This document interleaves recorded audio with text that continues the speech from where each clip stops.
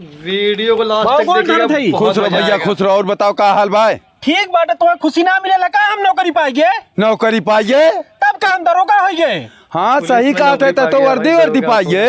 अरे बाबू दरोगा हम तो वर्दी ना मिली का। तो चल भैया घरे में, हम जाते ही बाजारे मिठाई लेके आए, पूरा गांव बांटा। ठीक बा। हे भैया चल गऊंगा मिठाइया बांट दे लेके आइए। चला बाबू बांटो भाई। अब 1 महीना भैया पूरा घूम घूम हम देवी देवता के यहाँ जाए सबकर गोड़ धोए के लड्डू चढ़ाई। सही कहा था बाबू। हमारा लड़का नौकरी पाई बा। हे जिगना का चाचा ये ले मिठाई खा ले। ऐसा मिठाई खियावत है। करे सारे सूझत ना बा, हमार बेटवा दरोगा होइए। दरोगा होइए तब का चल भैया आगे। हे सुनियो हाले मिठाई खा ले। कैसे मिठाई चाचा? करे सारे तोरे सूझत ना बा, हमार बेटवा देखत है दरोगा होइए। दरोगा होइए तब का कहाँ कर लंबाइया हमार दबा लंबाई का होला। को भैया कौन थाना पाया है? तू करिए थाना हम ना पाए हैं, नौटंकी नाच में पाए हैं। नौटंकी नाच में नौकरी करबे और गाँव भर मिठाई बंटवावत है। सराऊ नौटंकी नाच में नौकरी पाए।